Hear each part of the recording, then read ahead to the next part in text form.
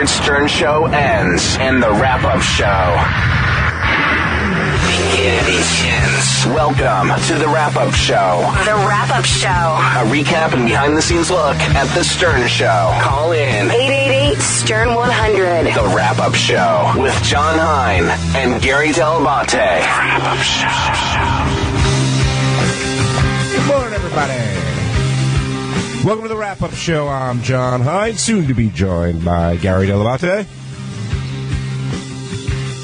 Howard Goins on the board. Steve or Mike's going to take your call at 888-STERN-100, 888-783-7610. That's the number to reach us on the wrap-up show, where all we do is talk about what happened on the Howard Stern Show. Steve Carell came in, gave a great interview with Howard, talked about Anchorman 2 and everything leading up to that. And I think Howard was really impressed by Steve. Seemed like a really nice guy. We'll talk about that. That, of course, might have been overshadowed a bit by the holiday greetings we heard from Ronnie Mund. Ronnie, very proud of his holiday wishes, and actually that almost didn't get played today. Howard talked about that. So we'll get into that. I'm sure Ronnie will come down, and hopefully we can get the genesis of where some of those greetings came from. We'll tread lightly, as Walter White would like to say. Robin aspires to act like Meryl Streep. Fred spoils the ending of Homeland for Howard.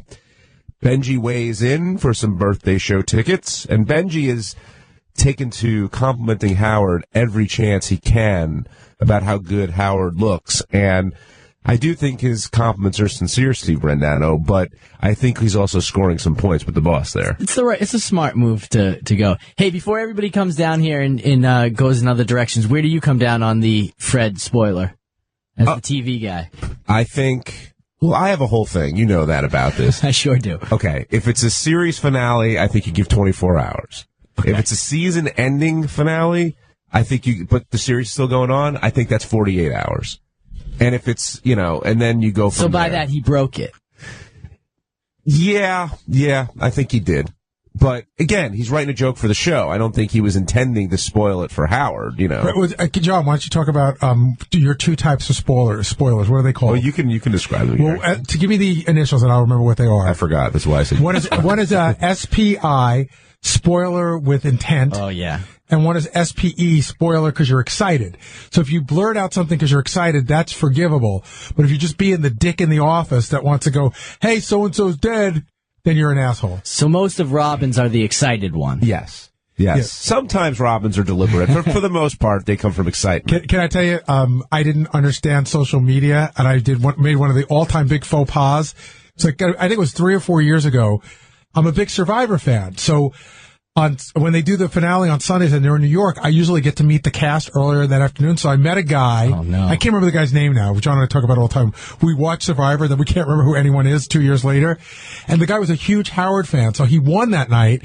And so the show ends. It's 10:15. Before I go to bed, I tweet, congratulations to Jim who won Survivor. Howard Stern fan, all around good guy. And when I wake up the next morning, there is a slew of people from the West Coast who go, you should fucking die, who were so angry, but I never thought of it. Can't forget the West Coast. That's dangerous. I forgot the West Coast. SPIWC. Yeah. Well, you know what? I'll give it to Jason. He can post my spoiler rules on howardstern.com because, yeah, I do get very, very upset about that. But my issue more with Homeland was the next morning on yesterday, you open the New York Post on the back page. If you didn't see it, you were screwed. I mean, basically, it tells you what happened. So you got to be really careful with spoilers. It's hard. I saw somebody put up an article that said for the last 2 years, the sales of big screen TVs has gone down because everybody's watching on their phones and tablets. Yeah. So I do think that there's probably a faster. In other words, it used to be you missed it, you have to wait till you get home that night. Now right. I think people are watching on the train, people are watching on a plane. So I think you have to shorten your list, John, for technology. All right, maybe I'll update it. Gary, very excited because the Rock and Roll Hall of Fame inductees have been announced. And John and I got lucky back-to-back years. You got Rush and I got Hall & Oates. Rush paved the way for Hall & Oates and the E Street Band. I'm more excited about the E Street Band because, I like Hall & Oates and I do think they deserve to be in. But the E Street Band really deserves to be in, I believe. Well, of course you do. You're a huge Bruce fan. But, I've seen them. When you put in Bruce Springsteen, they are a band. Steve, would you like to go see Bruce Springsteen alone at the Beacon Theater just playing with an acoustic? Listen, that's cool. But would you like but to I see know that what often? you're saying. You want to go see the band, and the band is an important part of who he is. Okay, so if Howard Stern gets voted into a Hall of Fame, let's say, and not the Radio Hall of Fame, but like a real Hall of Fame, does Howard get in, or does Robin and Fred and you and everybody else? Well, it's different for that, but Why? listen. I believe that all of us should be in a Radio Hall of Fame. I believe that Howard, Robin, Fred, you can go Jackie, John, the whole fucking cast of whoever's been here. I mean, the show has been going on for a long time, and I think anybody who's been involved with it for any length of time is part of a really important show. But ultimately, Howard is the Hall of Famer, Sure. and that's, so when it comes to a band, it's similar. Like you said, I would see Springsteen play acoustic, but yeah, the whole experience is when the E Street Band is there, so it's tricky. All 4 members of KISS did get in, though, and I'm sure Sal's doing cartwheels. What's your thoughts on that, John? You rarely give your thoughts, so give me your thoughts. I think musically, no, but I think they had such an influence on concerts and the music experience that it has to be acknowledged. Plus, look, they're letting Rush, letting Hall & Oates in, let KISS in. That's fine. Yeah, my feeling on that is I have no real feeling about KISS. Like I'm not a huge KISS fan at all. I've made that really clear. I'm not one of those people like, don't let them in. It ruins the Rock and Roll Hall of Fame. But I know that they've had that attitude for a long time, and this tells me that they're either out of people or they felt they needed the juice so bad that they went for KISS. No, the floodgates will definitely open with KISS getting in. And KISS has a few good songs. So now we're going Journey, Boston, Kansas. Yeah. any band named after a city or state, I think, will now get into the Rock and Roll Hall of Fame. I'm not sure about countries, though, so Europe might have to wait. Asia. But we'll Asia, yeah. But we'll see. Also, Fred said that he was in the normal crowd when going through school, and Howard was kind of pressing on him on it a little bit, saying, he wasn't the cool guy, but he wasn't a geek. He kind of made his way through the middle. Do you know anything about Fred in his high school? And Nothing. Nothing, right? Not a thing. I was thinking, like, there's something, you need to, can anybody confirm or deny this? And the answer is no. I have no ability to answer in any way. Yeah, so we'll get into that later, too. But let's start off with Steve Carell, who, Gary, I mean, just a good guy, very talented, very funny. And as you heard his story, you were just sort of happy for his success. I was nervous for him to come in because I really like him a lot. And he's not one of those guys that necessarily has a lot of dirt, but I think he's got a very interesting story. And Howard was very interested to hear that story. But, I like the way the interviews are these days with, like, how did you get here? I call it, how did you get how did you finish the struggle? The struggle is, I want to be this person. I always wanted to be funny. You go someplace to try and do it. How do you get there? I always find that to be the most interesting part of a person's life. And his wife, Nancy Walls, was on SNL as Steve was trying to make it, and he was very honest about that. He was happy for her, but he was also envious because that's where he wanted to be in his career. Now, as it panned out, he ended up doing very, very well. And also, I don't think people appreciate his box office. I mean, if he's in a movie, it's going to make a lot of money. We said he sort of flies under the radar. He's in a lot of movies where he's a leading man. There's a lot of movies where he's a sidekick. I loved the movie, I do have it right, is it Crazy Stupid Love? Is that what it's called? Crazy Stupid Love. I thought he was amazing in that movie. Really, really interesting, really well done. I think he's a really likable guy. Yeah, and when you look at, his Second City days, Dana Carvey, Daily Show, surrounded by a bunch of good people, but he shined. And I thought his relationship with Stephen Colbert was pretty special because they kind of, went through TV together and really have become two tremendous stars. Yeah, I was talking to some of the PR people, so I missed a couple of chunks of the interview. What was he talking about? Was he involved with Schmeigel and the ambiguously gay duo? Was he part of that? On the Dana Carvey show, which Smigel was on with Colbert and all those other guys, that's where they first did the ambiguously gay duo. And he's the voice of it. And he's one of the voices. He's Gary. I love that. God, and Colbert is the other voice. Oh, I didn't know that. Yeah. That's really interesting. That bit is hysterical. So it started on the Dana Carvey show and then was brought over to Saturday Night Live. But the other great story was 40-Year-Old Virgin. I mean, how that got made. He met Judd on the previous movie and they hit it off. And then he said, I've got this idea from a character he did back in the Second City days. And the next thing you know,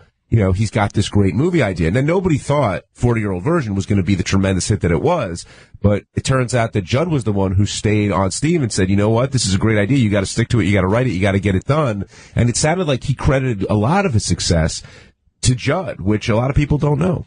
Hey, listen, good for him, man. Good that Judd stayed on him. That's a damn funny movie, and Carell's a funny guy. I wonder if somebody like JD gets inspired by that. Because no, JD... I'm laughing because why do you wonder? Because he's got the ideas, but he just needs someone to say, stick with it, do it. Because I think that someone is Howard. Howard's like, hey, you should write a movie. You should do this. Go and do this. Howard has said that to him a million times. But I know what John means. It's not just saying. It's like it's a structure being.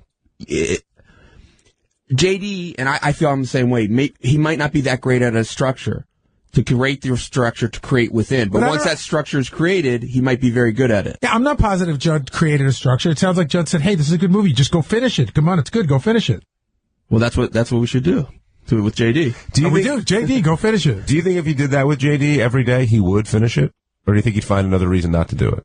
If I did it? Yeah. He'd be annoyed. I was in super early this morning. I woke up crazy early today. I don't know why. I walked by and I said, hey, good morning, JD. And I got a grunt. And I'm like, good morning, JD. And I got like a bigger grunt. And I'm like, how are you, JD? And he's like, all right. Like, I was like, it's funny. If it was his job, if we said, JD, you have 3 months to write a script. But that's not how it works. I know it's not, but what I'm saying is I think if that was his job, we have 3 months to create a script. You need to check in every day or two, every couple days or something like that. I think he would have a script done. Well, we'll get JD down here and see what he has to say about that. The other thing that Carell he's done is make the transition from TV star to film star, and that is not an easy thing to do. And the bar was set really high when he did The Office because, people who knew of the UK version of The Office, it's one of the best comedies ever done, and Ricky Gervais is fantastic in that role, and they turned it into a U.S. hit, and that is no small feat. Yeah, and I was never a huge Office fan, but I would watch it off and on, and I guess, John, you watch it a lot, right? Yeah. And he left, and they tried to make it seem like it was no big deal. It was a big deal, huh? No, it was a big deal, and that was towards... When I say no big deal, they're like, oh, he's leaving, but the show will go on, and it seemed to plummet right from there. Well, I mean, what else are they going to say? You take the main character out of a show, it's very difficult to keep it going, and it stayed on for 2 more seasons, and actually the last season I thought was better, but... What he did was he managed to take, like, Ricky Gervais as David Brent is just a legendary comedy character in television. And with what he did with Michael Scott was he really made his own and defined it not as a knockoff of Brent, which I thought was amazing to do. And the show ended up being a hit, partially because of the success of 40-year-old version. So, I don't know, he's an all-around impressive guy, I thought. Troy in Florida, you're on the wrap-up show. Hey, how you doing? I just wanted to call and talk about Howard and the way he's been acting lately. The other night I watched the David Letterman show.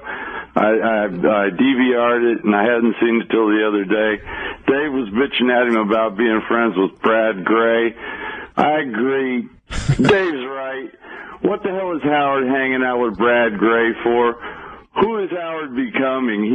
The only thing I can equate it to is H.G. Wells, the Morlocks, and the Eloys. Howard's becoming a Morlock. He's all about productivity. He's got a corporation to run. He just doesn't give a shit about his fans anymore like he used to. What's going on with Howard? If anybody doesn't notice this or see this, I just don't see you guys fighting with him anymore. I don't see you guys arguing with him anymore. All I see you guys doing is kissing his ass. We're not allowed to discuss it. Gary? There's a million ways to tackle it. Is he still there? Yeah, Troy, you still there? We fight with him all the time. I know I still do, and I did a couple of weeks ago. Listen, you grow up, you become an adult, and you become friendly with people. It doesn't mean you're not true to yourself. And also, Troy, I want to give you credit for the first time machine analogy that was ever made on the wrap-up show. Well done. What did you say? Is Troy still Warlocks? there? Yeah. Is Troy still there? Troy? Yeah, I'm here. Hey, I know it's partly you're joking around, but I think partly you're serious. Like, what do you care? What do you give a fuck if Howard's friends with Brad Gray? That's who he runs into. That's who he has a friendship with. And how do you equate that with the fact that, Howard's friendship with Brad Gray affects you how, except for the fact that Letterman brought it up? How does it affect you, Troy? It doesn't affect me. It's just the way that the show's always ran in the future. Howard would never have forgiven anyone in the past for something that they had done to him that would be detrimental to his career. And for him to go on AGT, to this day, I'm still waiting for Howard to go on AGT, drop his pants, and take a load on the judge's desk. I can't believe he's on AGT. He's going to do that at the New Orleans auditions in February, so tune in. Wait, are you saying because of NBC Radio? No, Yes, from NBC Radio, They're which is all interconnected. I just can't believe Howard ended up working for NBC. Right, but here's like a thing. Seriously, I mean, I'll try to take them one at a time as best I can. The people that Howard hated at NBC, all of them are dead or gone, and it's not even owned. When we were there, it was owned by RCA. Then it was owned by GE. Now it's owned by a different company. Like it's like saying I hate the Miami Dolphins of 1972. But they don't have anything to do with the current day Miami Dolphins. Maybe not. It just seems like the principle of the matter. It's still NBC. They tried to destroy his life, and I don't know. I don't appreciate what they did to Howard. I'm a huge fan. I've been listening for 25 years, and I never thought that he would give in and let them get the better of him. Somewhere out there, somebody that had something to do with Howard's firing still making money off of what Howard's doing on AGT. I guarantee you that. I don't know. I just wanted to sound off. That's all. All right, Troy. Thank you. Thank you for calling in. And anytime you want to throw H.G. Wells around, we're more than happy to listen and appreciate your call. When we come back, we'll talk more about Steve Carell. Plus, we'll talk about Benji's fondness for Howard's body. We'll also talk about Ronnie's holiday greetings. We'll talk about everything Howard talked about, because that's what we do on the wrap-up show, which you're listening to on Howard 100 and Howard 101.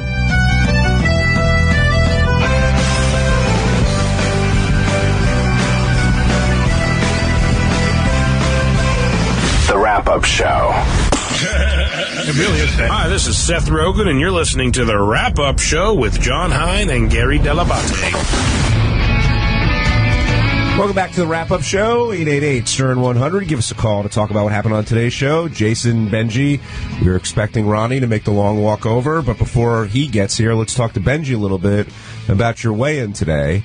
And I couldn't tell if you were embarrassed, happy to do it for the show. Like, what were you feeling? Oh, the weigh-in part? Yeah. No, I was happy to do it. Because it was fun to be part of it. But it came up that you had pledged that you would be down to 180 at this point. Yeah. And you're not. No. By the birthday show. By the birthday show. 131. Okay. 131. 131? No, the birthday January 31st. Oh, I thought you meant I would be down to 131. No, sorry. 131.14. He'll be up to 231. Do you think you can reach that goal? Yeah. Benji has a big smile. I mean, I think so. I hope so. You're going to lose 50 pounds. It's a lot. It's going to be tough. I started a month ago, but I've gained like 4 pounds since then. Do you need this kind of pressure to get you going? Yeah, I mean, I need to make an absolute commitment to it to make it happen. By the way, props on the pink boxers this morning. Yeah. Oh, thanks. That was because you couldn't have known that you were going to be taking your pants off this morning. By So the that way, was very cool. Not boxers. Boxer briefs. Ooh. You can see a picture of them on our new Facebook page and on Twitter and Instagram as well. Cool. And Benji, you've praised Howard quite a bit lately about his body. This is like his Sal territory that you've drifted into. No, anyone that I think Howard, and also he's like in that sense, he's not like a professional athlete or something like that, but aesthetically, he has a really nice build that he's you can tell that he looks very in shape, and I admire that.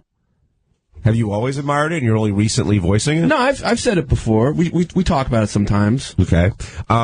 We've had off-air conversations about it. Well, I'm sorry to take you away from this conversation, but Ronnie just came in, who was the surprise hit of the day, Gary. Those greetings weren't going to get played, and thankfully they did get played. I listened to them yesterday. You know, we Dropbox stuff to each other, so I get it first. I listen to it. I have to tell you, Ronnie, I love you. I was genuinely repulsed by them. I thought they were disgusting. The tone of your voice and everything. So, you know, Howard listens to stuff and he sends back a note of, we do a lot of bits, and some of them he puts a strike through, like he doesn't want them. And I said he didn't want to play those. I could tell. I could read his mind sitting at home going, this is going to make him vomit. Right. And I sent him back a note and I said, these are so vile that they must be played because we need to get into Ronnie's head to figure out what they're all about. I actually suggested that we play them for, what's our doctor's name? Harry Fish. No, Dr. Debbie? Dr. Debbie. Oh, please do. But I mean, your voice took on, it's a gravelly tone. Oh. And I said, even if you were making that stuff up, which by God, I hope you were, if you just made it up, it's still swirling around your head. Okay. So tell me So it about was swirling in my head. Where did it come from? What do you mean? Well, like Gary's saying they're all vile. Do you think they're vile and disgusting, or do you think Richard they're... and Sal came to me and they said, we want to do sex tips like we did before, but for the holidays. So, I came up with the candy cane first. Wait, but have you ever done that? Yeah, I was going to say. No, I've never done it. Would you? Would you stick a candy cane in a girl's vagina, then in her ass, and then lick it? I'm just curious. Probably not. What about the eggnog? What about it? Have you ever come in? Have you ever done the eggnog? What, come in an eggnog bowl? Yeah. No. Have you ever dipped your rod into eggnog and then had it? No, I just made it So up these out are of my just head. fantasy I made it up out of my head. Are They wanted some cool shit, so I gave them some cool shit. But it's not even the cool shit. It's how you're saying it. That, to me, is the great part, because you're into it, whether you want to admit it or not. You sound very into these tips. Well, they asked me to do a good job, so I do the best I can. The thing that's so amusing to me about them, when I'm not freaking out, is you talk about all these really vile things that you want to do with a woman, mostly against her will, and then you go, but then she'll moan and she'll love you. Do you ever get ideas like that? Like, are you basing any of this on reality? Not really. Well, what's like the craziest thing you do that's comparable to this? Yeah, what I'm not going to. Listen, I'm not getting into that shit. One question. Answer it. What's the craziest object you've stuck inside a woman? Nothing. That's crazy. How about the craziest object inside yourself? Okay, yourself. Stop it. No, but I thought you said you have done that. What? Put things inside yourself. No. Outside, man. Okay. All right. A little vibrator outside the asshole. Yeah, it hovers around the ring. Like around the ring. Like a basketball shot that doesn't actually go down. And I didn't do it. Somebody else did it to me. Like that game at the mall with the penny that spins around. Yeah, spins around. No, somebody did it to me. I didn't do it myself, you imbecile. Shay, you're on the wrap-up show. Hi, Shay. Hi, hi. Listen, I don't know why you guys are giving Ryan such a hard time. I mean, I know he's trying to make it funny with the whole voice and tips and stuff like that. It's a bit, whatever. But, like, a lot of people don't just have vanilla sex all the time.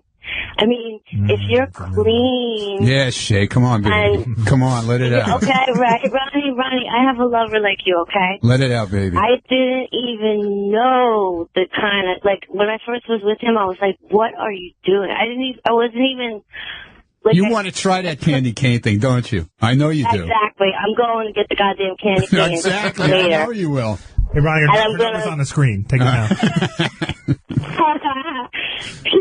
So I think that it would be fun to do it with him with a blowjob. Do what? Put the candy cane up his ass? Oh, Put the candy cane. Yeah, come put it on. him and Nothing wrong with candy. that. Actually, I looked it up. I have no idea if it's safe or not, but peppermint. Okay.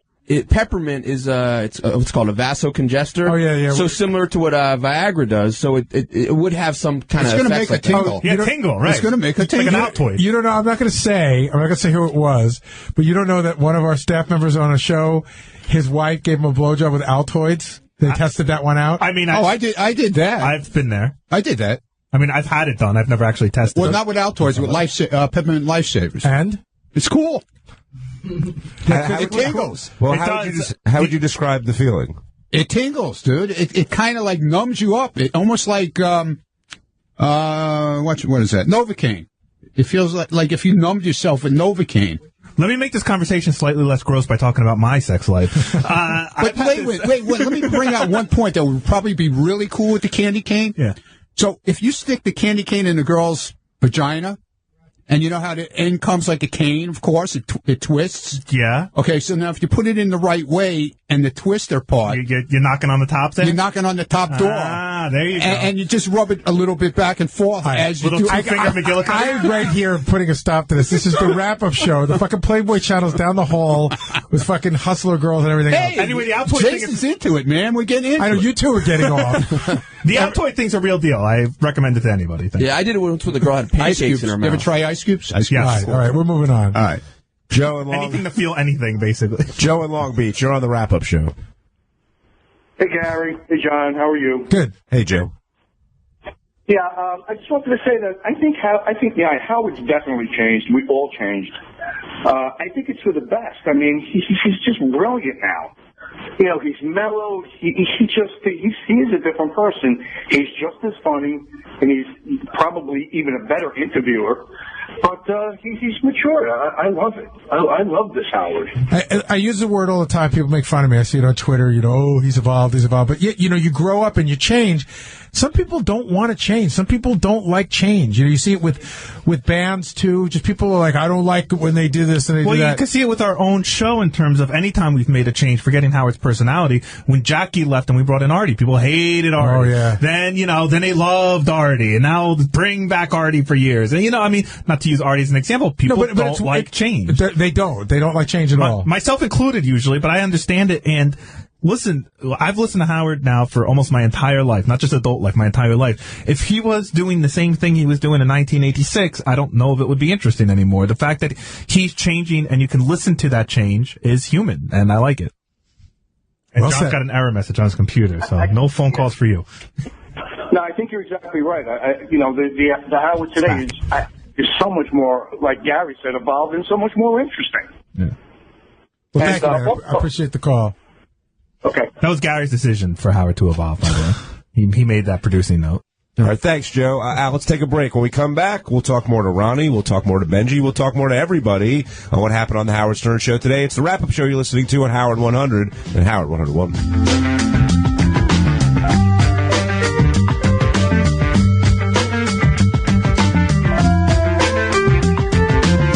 The wrap-up show. Hey, Parker. And play back. Hi, I'm Eliza Dushku, and you're listening to The Wrap-Up Show with Gary Hine. No. John Hine. John Hine. And Gary Dell'Abate. John Hine and Gary Dell'Abate. Hi, I'm Eliza Dushku, and you're listening to The Wrap-Up with John Hine and Gary Dell'Abate. Thank you. It took me a few tries. Welcome back to the wrap-up show, 888-STERN-100. Give us a call to talk about everything that came up on today's show. Yes, Jason. Is it just me, or does Scott the engineer kind of get off when a celebrity doesn't know your guy's name?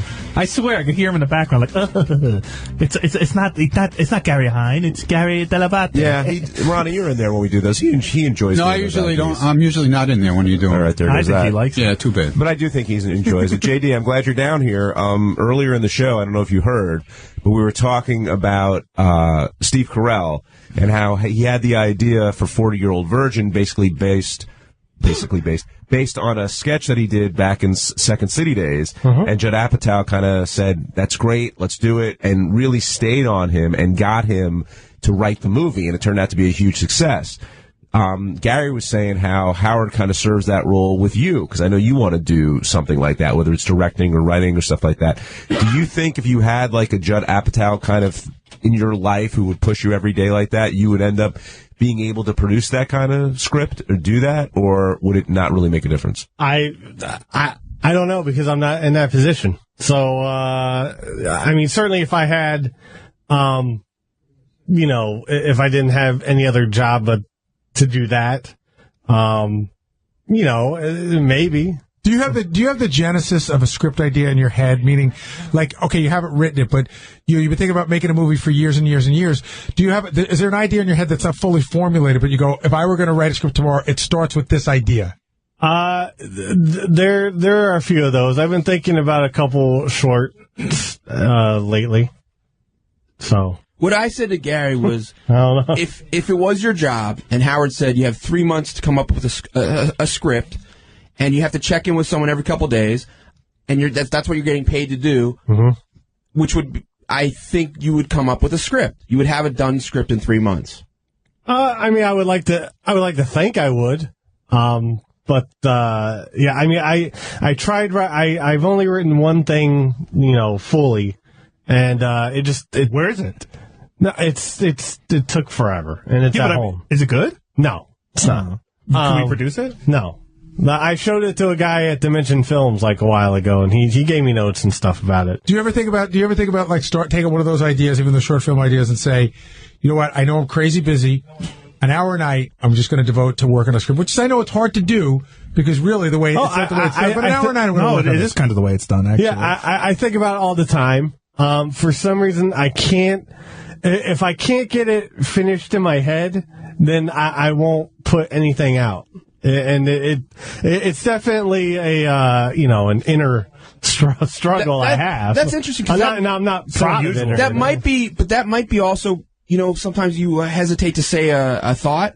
That might be what's going on with your thoughts, too, that you want to get it fully formed before you put it out there. I think a lot of people are that way, though. Like, they have a great idea for a great screenplay or this and that. That's half the battle. The other is actually getting it done and doing the work. And JD's very busy in his day job, but if it really meant a lot to him, he would find a way to do it. And I don't think it does. No, I completely disagree. We had this argument a couple weeks ago. Something can mean a huge amount to you. It doesn't mean you do it.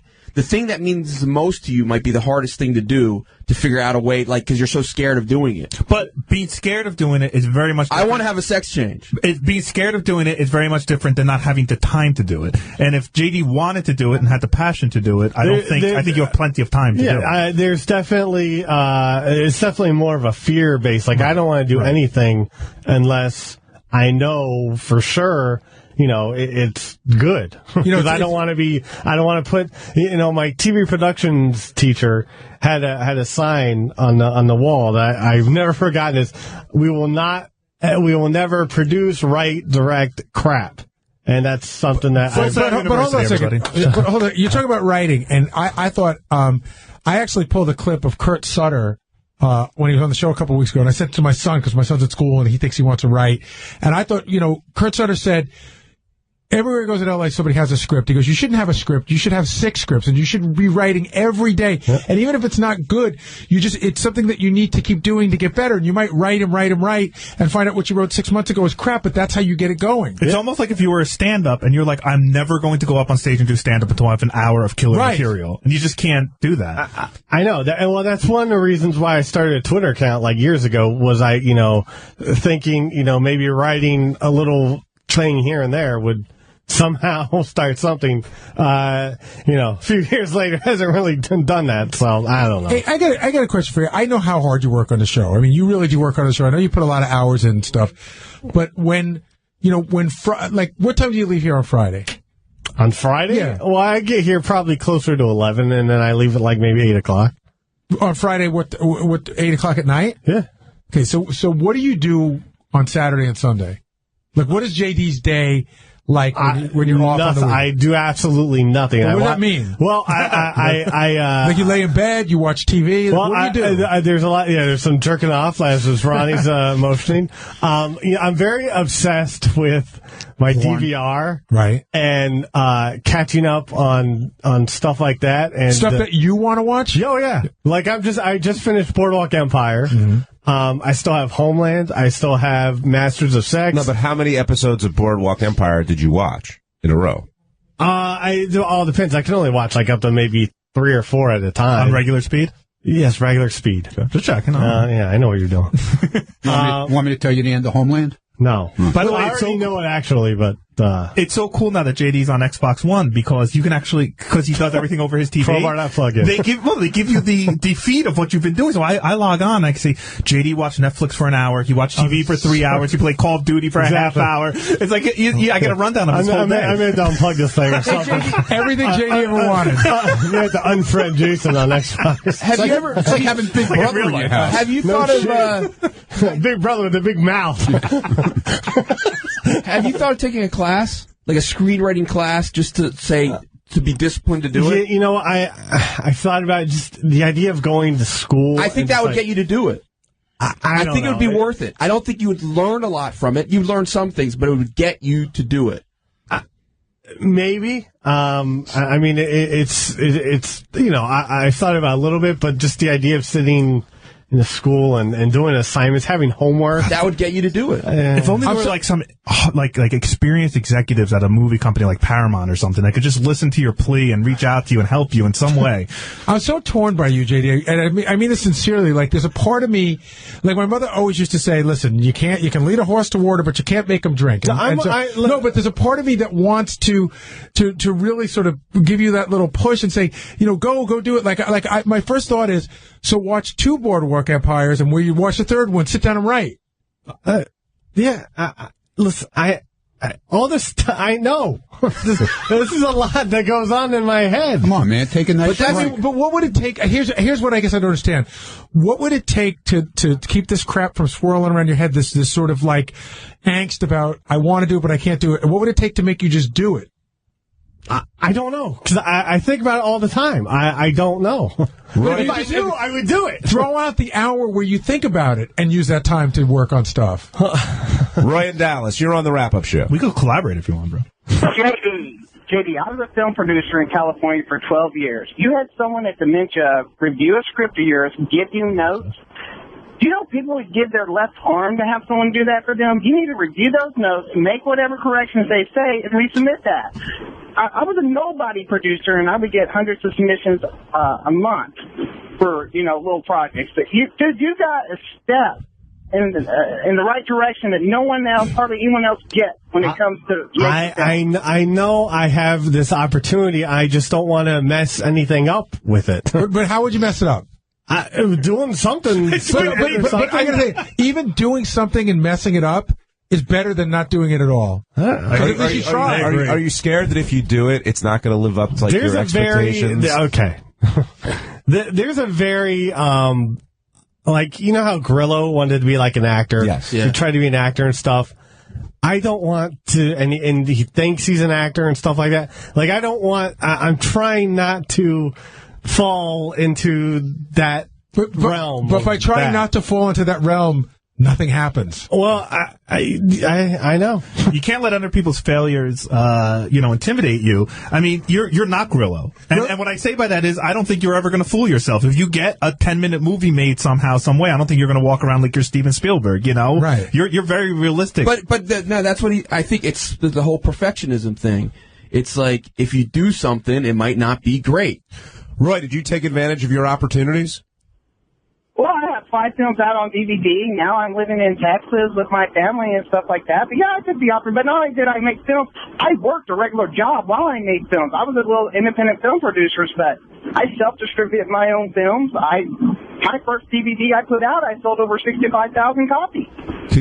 Could you use $500 cash in a Ninja Ultimate Blender? Yeah. Well, guess what? You just won $500 cash in a Ninja Ultima Blender. Ultima Blender. The new Ninja Ultima, beyond blending, beyond professional. Hold on, Roy. We'll take your information. Roy, next time you get sent a shitty script, just throw it right in that Ninja. It'll be gone. It'll be pulverized. You can drink it. Hello, Ralph Sorella. Before you ask, John, yes, I would like $500 cash. You're the next caller, Ralph. You're the next one. He's another perfectionist, by the way. I knew that was going to happen. Yeah. Hey, listen, I'm serious, and I like you, JD, but this is a ridiculous conversation. JD would make an awful director. I mean, a director by definition is a communicator, and JD, you can't even speak.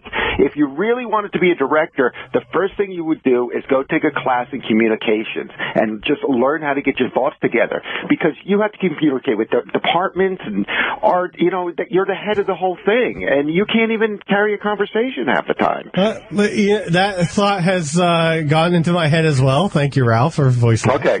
Okay. Ralph, how many things have you wanted to do in your life that took a long time to get done, but you still had a passion for, and if you got in the right mode, you could have done Hold up, Benji. The show ends at 12. He's still designing that room of scores. I'm not just giving JD a hard time about it. I'm saying, this is what you need to do to fix it. If he's got this, if he really wants to be a director and do something and he has opportunity, then he should just learn how to communicate. There's classes you can take. But Ralph, throw that out the window. I whether I agree or disagree with you on that, let's just go with, there's people who write, and for that, you have to communicate in a certain way, but you can go in your room and shut the door and come out with a script, however long it takes you. We talked about JD being director? No, writer, actually. No, I'm saying writer. What about, he also has the passion to write. Charlie Kaufman-esque. Well, that he's good at. I mean, that he's good at. I mean, you like everybody says when you talk to JD on Twitter or or you text with him, he's like a different person. You could direct by tweet. And JD did direct. I mean, Three Faces of Ronnie, I don't think anyone's going to forget. I did have some Artie videos up that was on his website. But those were like behind the scenes videos. Exactly, and I was proud of those because I edited them. I shot them how I felt they should be shot. So you felt like you had created a look and a feel. Yes. Well, would you want to do something like that for our website?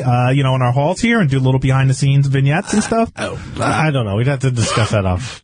I don't want to talk about that on here. I just saw John Leguizamo walk by. I'm mad at him. Why are you mad at John Leguizamo? Because like 3 years ago at the Met game, I'm watching TV one night, and he had just thrown out the first pitch, and they're interviewing him in the stands, and they go, "Were you nervous?" He goes, "Yeah, I don't want to Baba Booey it." You hear that, John? Oh, he walked by. Ralphie, thanks for calling in. I want to wrap up this wrap-up show. Lisa, I see you over there. What's going on in the Howard 100 News? You can share with Benji or Ronnie. Your choice. News. She's sick. I don't want to be her near me. Okay. Chose Benji over Ronnie. Interesting. Howard 100 News spoke to Steve Carell after his interview with Howard, and Steve's eager to come back. He said he was surprised Howard knew so much about him and that he had a great time. Ronnie disagreeing with Howard's theory that only old people choke. He told Howard 100 News of the time he witnessed Doug Goodstein choking. Ronnie, have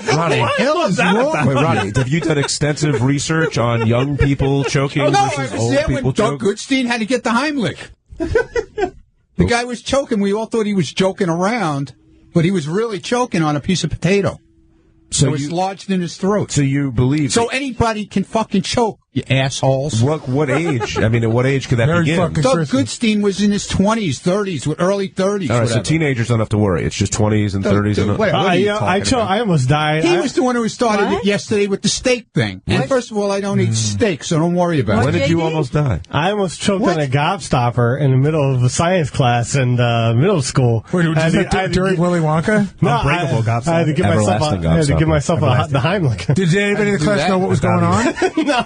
So you got up and just started punching yourself in the stomach?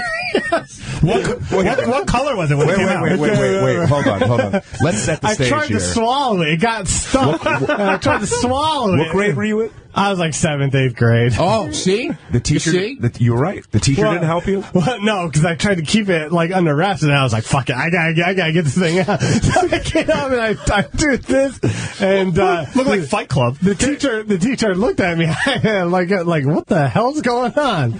And there was also a hot chicken there. I didn't want to embarrass. Did it actually expelled? She didn't notice. Mission accomplished. Did it pop out? Yeah. Well, I'm still here. It popped out. Can I tell you that JD said something there that speaks volumes about his personality? I was choking to death, but I wanted to keep it under wraps. I didn't want to bother anybody while I choked to death. I know, dude, you're choking to death. Make a scene. There was a really cute girl in the class. And if you'd have died, that would have been that. That would have been better, huh? Only eat around ugly people.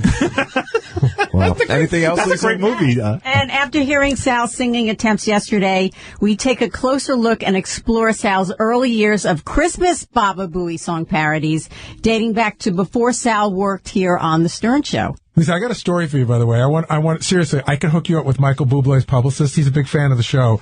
Maybe we should play some of Sal's stuff for Michael and see what he says. And you think Michael may have some tips? Yes. Yeah, I think so, too. Sounds good. Anything else, Lise? That's it. All right. Al, let's wrap this one up. Jason Kaplan, anything you'd like to plug? Yeah, check out our new Facebook page. Like us, follow us. We're on Facebook, The Howard Stern Show. And, of course, we're on Instagram and Twitter as well, @Stern Show. Gary Dell'Abate.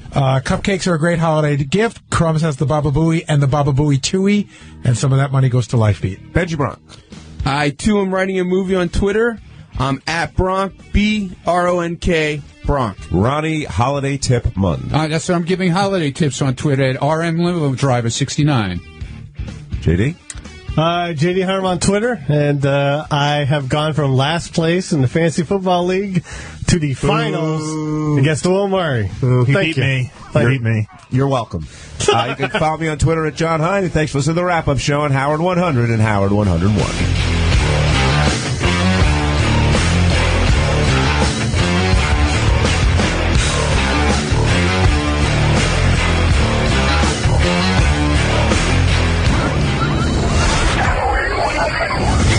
What's coming up? 5 p.m. Eastern, 2 p.m. Pacific. Jackie's Joke Hunt.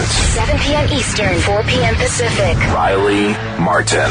Coming up next on Howard 100. Howard 100 News. The revolution is on. Steve Carell. I just want to make him laugh. No more bullshit. This is a Howard 100 News Brief. I'm Mike Hambrick, funny man and co-star of Anchorman 2, Steve Carell in studio Tuesday. Carell said he had a great time, and that's what it's all about. It's Howard 100 News behind the scenes. That was really fun. Actor Steve Carell is doing tons of press for his new movie, Anchorman 2, and was flattered Howard Stern, the king of all media, took an interest in him. Oh, I think he's an excellent interviewer, frankly. He really seemed to know a lot about me, which I was actually surprised that he, frankly, that he knows who I am at all. Howard also commented on how humble Steve is, despite his fame. So with what seems like a gazillion interviews for this press tour, what made Steve open up as much as he did with Howard? I can't even say. It was a very, very calm environment, and he was very gracious. It was really pleasant. Steve, who says he's basically dad and husband when he gets home, says this is what he's going to tell his wife about Howard Stern. What a nice guy he was. Boy, I would come back anytime if he'd have me. That was really, really enjoyable. Lisa G., Howard 100 News. Limo driver Ronnie Munn, show writers Sal Governelli and Richard Christie invited to Florida to be guests of honor at a bachelor party over the weekend. They were treated as more than just guests. They were treated like royalty. It was like prom night. We got picked up in a 35-foot white stretch limo Hummer. We had to meet with the families and take pictures with them, and it was two lesbian friends, and they wanted to make out with us, and it was a very strange weekend, but it was a lot of fun. It was a lot of fun. They were good people. America's #1 source for news about retards. This is Howard 100 News. Howard Stern continues to admonish show media editor J.D. Harmeyer regarding his continuing weight gain. J.D.'s major concern? Stovetop stuffing no longer comes in individual servings. I love stovetop stuffing. Okay? They even... listen, any day where I get stovetop stuffing is a good day. They even used to sell, they had single-serve stovetop stuffing cups that I could just put water in, heat it up, done. In a Howard 100 News follow-up, our reporters determined stovetop stuffing is, in fact, still available in microwavable single servings. JD should be happy. Another Howard 100 News brief at the top of the hour, or as close as we can get. Howard 100.